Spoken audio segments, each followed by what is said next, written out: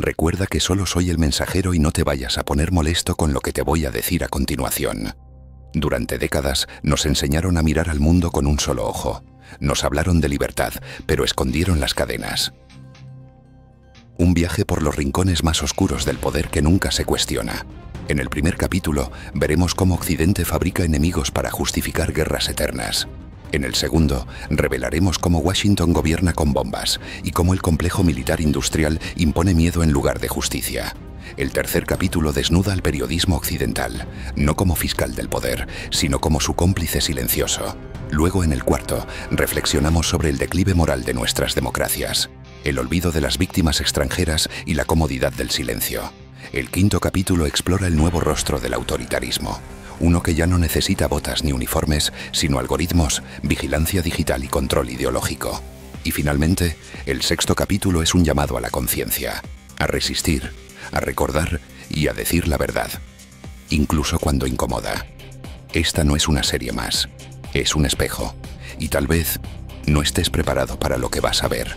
John Pilger, veterano periodista australiano, inicia su crítica con un acto de audacia: desnudar el ritual democrático más sagrado de Estados Unidos y revelarlo por lo que él considera que es una farsa teatral, una tragicomedia de proporciones imperiales.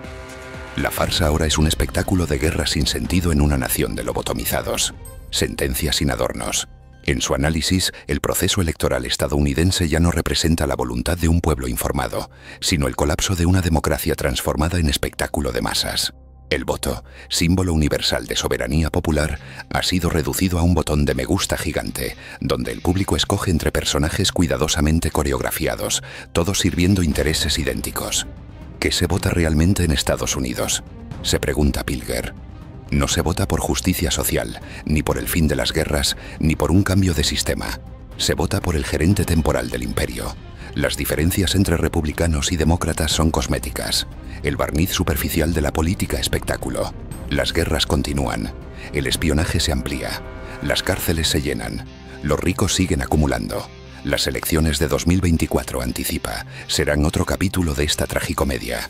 Por un lado, Donald Trump, el showman que convirtió la política en una mezcla de reality y desfile de resentimientos. Por otro, Joe Biden, representante de una élite neoliberal que gobierna con rostro afable mientras perpetúa el sistema. Entre ambos, una población alienada, atrapada entre el miedo y el cansancio, sin una verdadera opción que represente sus intereses. Pilger no reserva su crítica solo para los políticos. Su látigo también cae sobre los medios, los intelectuales y la ciudadanía pasiva. Estados Unidos se ha convertido en una nación alucinada. En las palabras de un antiguo guardia de Auschwitz al hablar de la élite intelectual alemana, todo estaba allí y, sin embargo, no lo veían. En esta distorsión masiva de la percepción colectiva, el ciudadano medio cree cree que ejerce su libertad votando entre dos males. Cree que participa. Cree que el sistema puede ser reformado desde dentro. No ve o no quiere ver que el espectáculo está amañado desde el principio. Que los donantes, los cabilderos y los comités de acción política ya mismo han elegido al ganador. Pero el espectáculo debe continuar. Mientras la maquinaria electoral despliega sus luces, encuestas y debates amañados, el país se hunde en desigualdad, violencia estructural, crisis sanitaria y educativa. Las ciudades se llenan de tiendas de campaña de personas sin hogar. El sistema de salud mata más por negligencia que por enfermedad. Los tiroteos masivos son una rutina. Los pobres mueren más jóvenes. Y sin embargo, los noticieros hablan de la solidez de la democracia. Pilger encuentra grotesco este contraste. Describe a Estados Unidos como una teocracia moral depravada, donde se venera al mercado, se idolatra aún las armas y se considera traidor al que cuestiona el orden establecido. Es como un desastre nuclear donde los signos de la catástrofe son invisibles para los que los provocaron. Afirma con ironía amarga: la corrupción no es solo material, es también espiritual. La corrupción del lenguaje, de la verdad, de la posibilidad misma de imaginar un sistema distinto. El fascismo moderno, nos advierte, no lleva camisas negras ni hace saludos romanos. Toma la forma de una televisión sonriente, un algoritmo de censura, un discurso universitario que margina la disidencia. En este capítulo inicial, Pilger construye una tesis contundente. La democracia estadounidense es un simulacro. Un ritual vacío donde los actores repiten líneas dictadas por los intereses corporativos, mientras el pueblo, anestesiado por el entretenimiento y el miedo, aplaude sin saber que su aplauso es un consentimiento tácito al sistema que lo oprime. La televisión, Las redes sociales, los periódicos, todos participan de este teatro. A los candidatos que amenazan el orden se les silencia o caricaturiza. A los periodistas que hacen preguntas incómodas se les despide o margina. Al público se le da una ilusión de debate, una narrativa polarizada que en realidad es una pantalla para ocultar el verdadero consenso, mantener el imperio a toda costa. Pilger recuerda la advertencia de Orwell: el poder no es un medio, es un fin. Y añade: en la América contemporánea, el poder se disfraza de libertad. La opresión se presenta como patriotismo y la ignorancia se vende como opinión válida.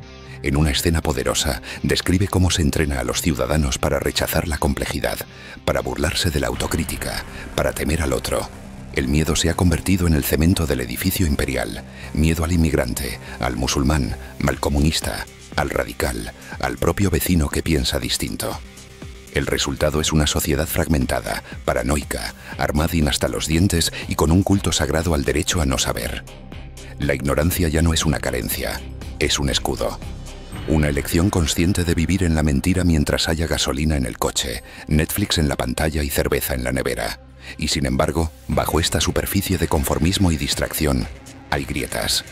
Pilger intuye que el edificio se tambalea, que las nuevas generaciones ya no creen en el sueño americano con la misma fe ciega, que las calles arden, que las huelgas crecen, que las voces disidentes encuentran canales subterráneos para decir la verdad.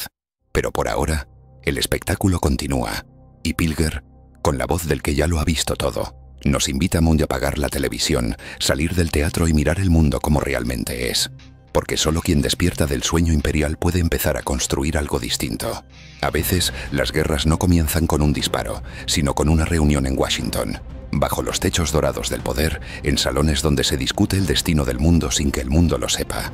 Se fraguan guerras que luego serán televisadas como si fuesen desastres naturales, inevitables, incontrolables, impersonales. Pero no lo son. Son diseñadas, financiadas y vendidas como productos. Este es el imperio de la guerra. El complejo militar industrial de Estados Unidos es más que una estructura económica. Es un cuerpo viviente, una criatura que respira conflicto y exhala beneficios. Desde que Dwight Eisenhower acuñó esa expresión en su discurso de despedida en 1961, una advertencia casi profética. El monstruo no ha dejado de crecer. Hoy, cada bomba lanzada en Siria, cada dron que sobrevuela Yemen, cada misil que golpea Gaza o Afganistán no solo lleva pólvora, lleva dólares, contratos, intereses, cálculos geopolíticos. El imperio no necesita colonias. Tiene bases militares, más de 750 bases en 80 países, más que cualquier imperio en la historia. Desde Okinawa Misuñi hasta Rota, desde Qatar hasta Guam, Estados Unidos ha convertido al planeta en su tablero de control militar. Y la justificación siempre es la misma: libertad, democracia, defensa de los derechos humanos. Pero los muertos no hablan, y los heridos rara vez votan. Guerras que no terminan. La doctrina de la perpetuidad, a diferencia de las guerras del pasado, que buscaban una victoria clara, las guerras del Imperio americano no quieren terminar. No se libran para ganar territorios, sino para controlar narrativas, mantener industrias y alimentar el miedo. Son guerras sin punto final, guerras como Irak, donde la misión cumplida se anunció en 2003. Y los soldados siguieron muriendo durante décadas. O Afganistán, donde 20 años después del inicio, los talibanes recuperaron el poder con mayor fuerza que antes. Estas guerras no fracasan, porque su verdadero objetivo no es la victoria, sino la continuidad. Cada conflicto abierto es una línea de producción que no puede detenerse. Contratos para Lockheed Martin, Raytheon, Boeing, inversiones para BlackRock, Goldman Sachs, y campañas para congresistas que votan por más presupuestos de defensa sin leer una sola línea del sufrimiento causado. Mientras tanto, en las escuelas públicas de Detroit faltan calefacciones. En Flint, el agua sigue contaminada, pero el Pentágono recibe más de 800.000 millones de dólares al año. El negocio de matar. ¿Quién gana con cada bomba? En el fondo, toda guerra es también un negocio, pero en el caso de Estados Unidos es el negocio. Cuando una ciudad es arrasada en Medio Oriente, Wall Street no llora, celebra. Las acciones de Northrop Grumman suben cada vez que se anuncia un nuevo conflicto. Las consultoras privadas como Halliburton o Blackwater, ahora Academy, facturan millones por reconstruir lo que antes ayudaron a destruir. Los lobbies de defensa llenan los pasillos del Congreso, comprando votos como si fueran mercadería, mientras los medios de comunicación repiten sin cesar que Estados Unidos actúa en defensa de la libertad. ¿Libertad? ¿Para quién? Para el niño en Gaza que duerme con miedo a que la próxima noche no amanezca. Para la familia yemení que pierde a sus hijos por un dron estadounidense que se equivocó de objetivo. Para el joven soldado norteamericano que regresa con estrés postraumático y no encuentra trabajo, mientras los CEOs del armamento celebran con champán. Los crímenes que no tienen rostro cuando un país como Estados Unidos comete un crimen de guerra, no lo llaman crimen, lo llaman daño colateral. Lo justifican con frases como minimizaron las bajas civiles o BIM se basó en inteligencia defectuosa. Pero las víctimas no entienden de eufemismos. Son cuerpos enterrados bajo escombros, niños mutilados, mujeres que lloran en lenguas que no se traducen en CNN. Hay fotos que no se muestran, hay cifras que se ocultan. Por ejemplo, en la invasión a Irak, las estimaciones reales de muertos superan el 1.000.000. Pero nunca hubo juicio, ni tribunal, ni rendición de cuentas. George W. Bush pinta cuadros en su rancho.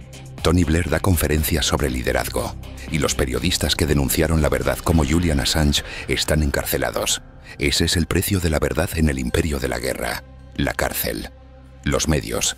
El ejército silencioso del imperio. Ninguna guerra podría sostenerse sin el consentimiento de la opinión pública. Y ahí entran los medios de comunicación. No como observadores, sino como cómplices activos. CNN, Fox News, MSNBC, The Washington Post. Todos repiten las narrativas del Departamento de Estado como si fueran dogmas. Se habla de intervención humanitaria, precisión quirúrgica, objetivos legítimos. Pero nunca se entrevista a la madre que perdió a su hijo. Nunca se muestra el rostro del campesino bombardeado. Nunca se da voz al afgano que solo quiere sembrar su tierra sin ser ocupado por nadie. La propaganda moderna ya no necesita carteles. Tiene infografías, noticieros, documentales patrocinados y periodistas incrustados. Cada palabra, cada imagen, cada omisión forma parte del aparato. El imperio no solo lanza bombas, lanza mentiras. La guerra como cultura, Hollywood y el Pentágono. Y si los medios informativos no bastan, está Hollywood.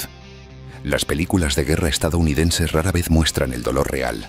En cambio, glorifican la misión, humanizan al soldado, borran al enemigo. Desde Black Hawk Down hasta American Sniper, cada filme es revisado por el Departamento de Defensa, que ofrece tanques, helicópteros y locaciones a cambio de control de guión. Así se moldea la memoria colectiva. Así se construye la idea de que Estados Unidos solo mata cuando es necesario, que sus soldados son héroes trágicos y que sus guerras son limpias, justas, casi inevitables. Pero no hay guerra limpia. Solo hay sangre, gritos, amputaciones, cuerpos sin nombre. Solo hay saqueo, violación, humillación, tortura. El control a través del miedo. Toda esta maquinaria se sostiene sobre una emoción primordial, el miedo. El miedo al otro, al terrorista, al comunista, al inmigrante, al musulmán, al ruso, al chino, al que no habla inglés, al que no cree en el mismo Dios. Es ese miedo el que justifica los presupuestos, el que avala las bases militares, el que permite que se espíe a millones, el que excusa la censura y la vigilancia. Es el miedo el que convierte al ciudadano en súbdito. Y es el miedo el que garantiza que nunca se cuestione el verdadero poder detrás de la bandera. La verdadera pregunta. En el fondo, todo esto nos lleva a una pregunta simple pero profundamente incómoda. ¿Puede un imperio que gobierna con bombas hablar de democracia? ¿Puede un gobierno que entrena torturadores en América Latina, que financia golpes de Estado, que destruye países enteros, realmente hablar de libertad? ¿Puede un país donde el Pentágono no ha sido auditado jamás, donde los contratos militares se otorgan en la sombra, donde los muertos de las guerras son errores, ser un faro para el mundo? Epílogo del capítulo. Las ruinas que no se ven. Tal vez el mayor crimen del imperio de la guerra no sean los muertos. Tal vez sea el silencio que viene después, las generaciones marcadas por el trauma, las ciudades reconstruidas sin alma, las madres que siguen buscando a sus hijos, los niños que juegan entre ruinas como si eso fuera normal, y el ciudadano estadounidense que no sabe nada, no se pregunta nada, no se atreve a mirar más allá del siguiente partido o de la próxima elección. Washington gobierna con bombas, pero también con olvido. Y mientras el mundo no despierte de ese olvido, el sonido de los drones seguirá siendo el eco de una libertad que nunca llega. Hay una guerra silenciosa que no deja cadáveres visibles, pero que modifica profundamente la manera en que las personas piensan, sienten y votan. Una guerra que no se libra en trincheras, sino en redacciones, sets de televisión y algoritmos. Una guerra donde la bala más efectiva no es una bala real, sino una palabra cuidadosamente elegida. El periodismo, en su forma más pura, debería ser el contrapeso del poder. el perro guardián de la democracia, el espejo incómodo que denuncia, expone, incomoda. Pero en el imperio moderno, el periodismo se ha convertido en otra cosa. Una correa, un aplauso, un guión, un arma ideológica. El periodista que antes buscaba la verdad, ahora repite narrativas. La redacción que antes analizaba los hechos, ahora responde a intereses. Y el ciudadano que antes creía estar informado, ahora está entrenado para obedecer. La metamorfosis del periodismo. De fiscal a propagandista. Hubo un tiempo en que el periodismo estaba llamado a incomodar al poder. Durante el escándalo de Watergate, los periodistas Bob Woodward y Carl Bernstein desafiaron al presidente Nixon y obligaron a una nación entera a confrontar su propia corrupción. Durante las guerras de Vietnam, reporteros arriesgaron su vida para mostrar la brutalidad, el horror, el sinsentido de una intervención disfrazada de redención. Pero eso cambió. Cambió el modelo de negocio. Cambió la concentración mediática. Cambió la relación entre prensa y Estado. Hoy, en Estados Unidos y en muchas democracias occidentales, los grandes medios no fiscalizan al poder. Son el poder. Pertenecen a conglomerados con intereses políticos, financieros, militares. Sus dueños cenan con presidentes. Sus directores tienen línea directa con embajadas. Sus redactores saben que hay temas que se pueden tocar y temas que no. La fabricación del consentimiento. ¿Cómo se entrena al público? El concepto de fabricación del consentimiento, acuñado por Edward S. Herman y Noam Chomsky, sigue siendo una de las llaves maestras para comprender la función actual de los medios. No se trata simplemente de mentir, eso sería demasiado burdo, sino de construir una narrativa donde ciertas ideas son presentadas como naturales, incuestionables, necesarias. Es un proceso lento pero eficaz. Una repetición constante de imágenes, frases, ideas que con el tiempo ya no se perciben como construcciones, sino como realidades. Por ejemplo, Estados Unidos nunca invade, sino interviene. Las bombas no matan civiles, causan daños colaterales. Los enemigos no tienen gobiernos, sino regímenes. Las torturas no existen, son técnicas de interrogatorio mejoradas. Y si alguien denuncia, es acusado de traición o desinformación. Este lenguaje no es inocente. Es una estructura mental que convierte al ciudadano en cómplice pasivo. Censura selectiva. Lo que no se muestra también mata. A menudo pensamos en la censura como una acción violenta. Quemar libros, cerrar periódicos, arrestar periodistas. Pero la censura moderna es más sutil. No se prohíbe, se omite. No se ataca directamente, se ignora. Cuando Julian Assange reveló crímenes de guerra en Irak y Afganistán, los medios hablaron más de su carácter personal que de los documentos que había filtrado. Cuando Edward Snowden expuso la vigilancia masiva e ilegal del gobierno estadounidense, fue tratado como un desertor, no como un denunciante. Y cuando periodistas palestinos mueren bajo bombardeos israelíes, rara vez aparecen en las portadas. Los periodistas muertos en Ucrania, en cambio, reciben homenajes inmediatos. La muerte selectiva, el duelo dirigido, la emoción domesticada. Lo que se muestra importa, pero lo que no se muestra define el relato. La omisión deliberada, el arte de no contar la historia completa. No es necesario mentir para desinformar, basta con contar la mitad. Por ejemplo, cuando los medios occidentales informan sobre Venezuela, hablan del autoritarismo de Maduro, pero omiten el impacto de las sanciones económicas impuestas por Estados Unidos. Cuando cubren la guerra en Siria, destacan los crímenes de Assad, pero callan el financiamiento de grupos armados por parte de Washington y sus aliados. Cuando se habla de Irán, se destaca la represión, pero se omite que su población lleva décadas bajo asfixia económica impuesta desde fuera. Este tipo de cobertura no informa, adoctrina. El periodista obediente, carrera, premios, silencio. En este ecosistema el periodista que obedece es recompensado. Columnas estables, segmentos televisivos, invitaciones a foros. El que denuncia, el que investiga, el que incomoda, es marginado. A menudo no se le despide, simplemente se le deja de llamar. Se le tilda de radical, conspirativo, no confiable. Y en la era del algoritmo basta con invisibilizarlo para no hacerlo desaparecer. La autocensura se vuelve hábito y la obediencia, virtud. El monopolio de la verdad. ¿Quién define qué es real? En tiempos recientes, los medios se han apropiado de una nueva palabra mágica: verificado. Ahora existen verificadores de hechos que deciden qué es verdad y qué no.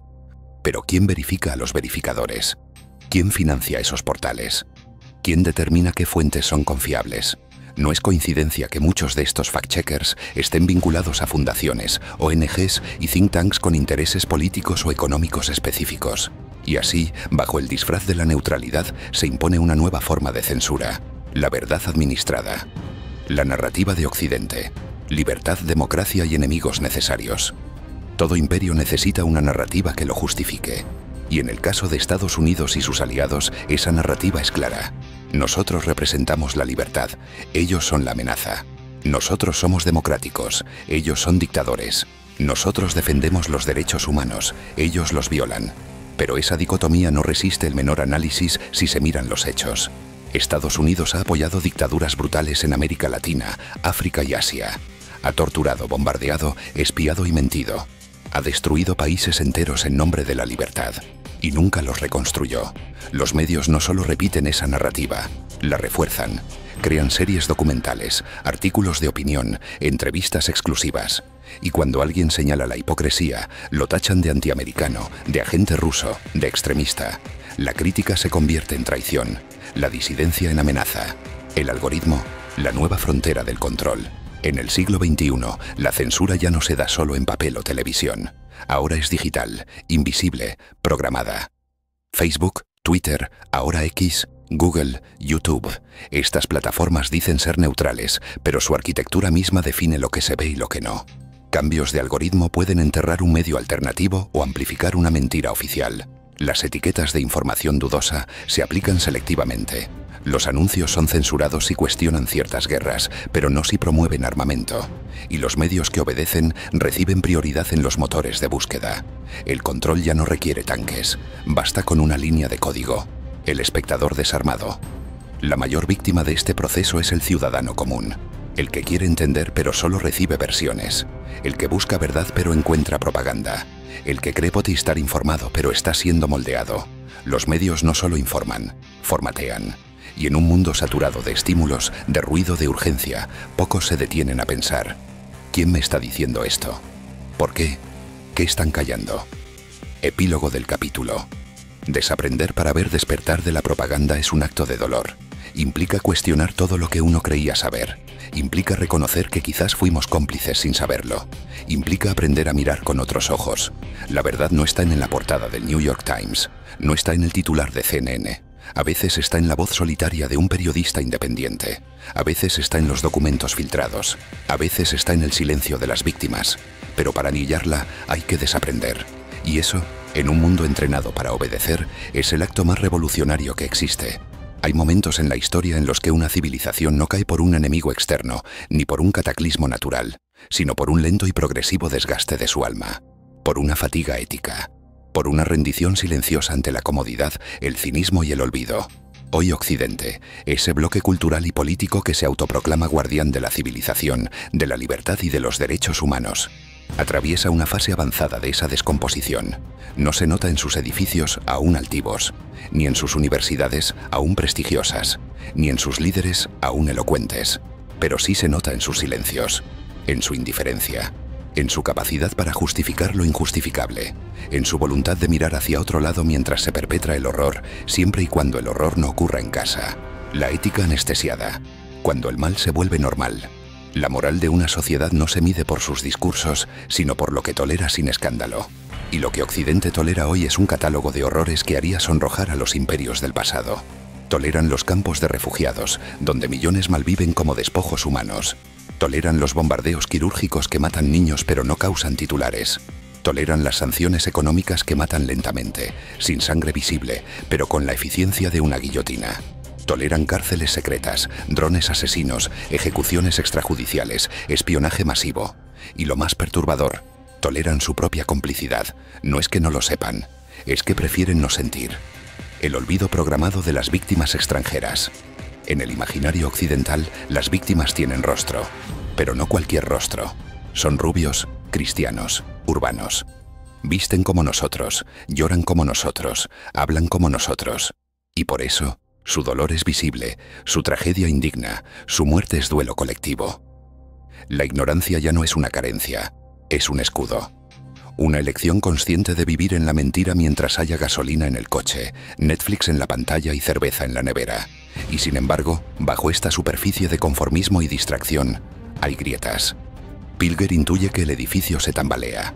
que las nuevas generaciones ya no creen en el sueño americano con la misma fe ciega, que las calles arden, que las huelgas crecen, que las voces disidentes encuentran canales subterráneos para decir la verdad.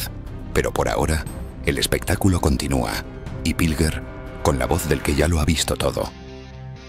La mentira confortable.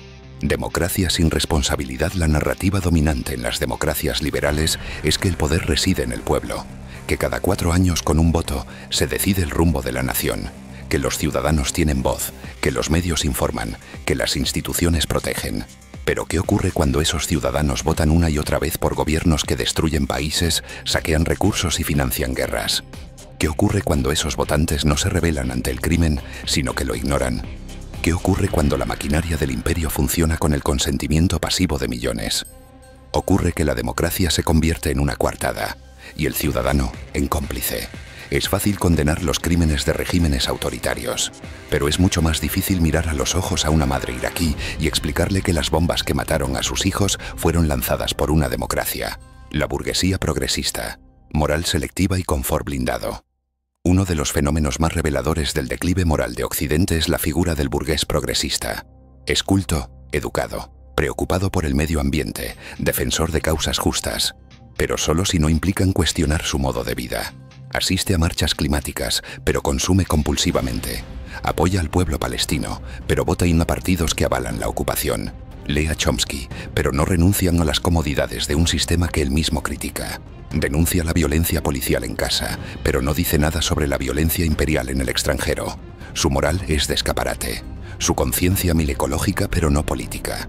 Su rebeldía limitada a lo simbólico. Porque más allá de un tuit indignado o una camiseta con lema, no está dispuesto a incomodarse. La complicidad intelectual. Cuando el saber se arrodilla a los intelectuales occidentales, alguna vez faros de pensamiento crítico, se han vuelto en muchos casos administradores del statu quo. Se reúnen en simposios para debatir sobre ética y derechos humanos, mientras el país que los financia perpetra crímenes de guerra. Callan ante las injusticias más flagrantes, o las justifican con tecnicismos, o las reducen a complejidades geopolíticas. Los profesores universitarios hablan de democracia, pero no de los niños muertos por sanciones. Los filósofos reflexionan sobre el bien y el mal, pero evitan mencionar a los drones que matan por control remoto. Los premios Nobel de la Paz no protestan por la destrucción de naciones enteras, y cuando un intelectual se atreve a denunciar en voz alta, se le cancela. No por censura directa, sino por exclusión, por desprestigio, por el silencio, la normalización del sufrimiento ajeno. Quizás el síntoma más claro del declive moral de Occidente es la capacidad para seguir con la vida cotidiana mientras otros gritan desde debajo de los escombros. Una madre en Londres compra en Amazon mientras otra en Kabul busca entre ruinas los restos de su hijo. Un joven en Berlín publica stories sobre justicia social mientras un joven en Gaza es detenido sin cargos. Una pareja en Nueva York planifica sus vacaciones mientras familias enteras cruzan desiertos para huir de guerras provocadas por Occidente. Todo sucede al mismo tiempo, en el mismo mundo, pero no en la misma conciencia. La frontera no es geográfica, es moral. El entretenimiento como distracción programada, la industria cultural occidental ha perfeccionado un mecanismo de anestesia. El entretenimiento constante. Series, videojuegos, redes sociales, realities, aplicaciones.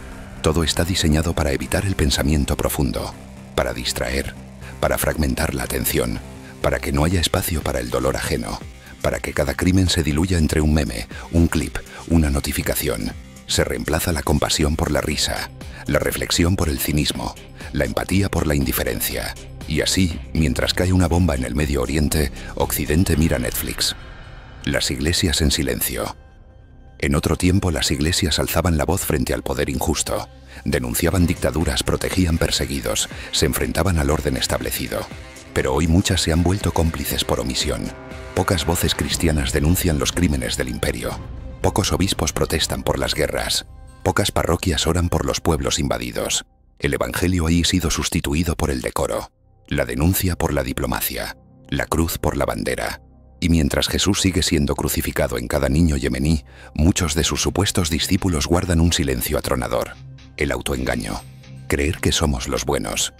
Una de las formas más eficaces del poder para perpetuar su dominio es hacer creer a sus ciudadanos que son los buenos de la historia, que siempre luchan por causas justas, que sus errores son excepciones, que su sistema con todos sus defectos es el mejor posible.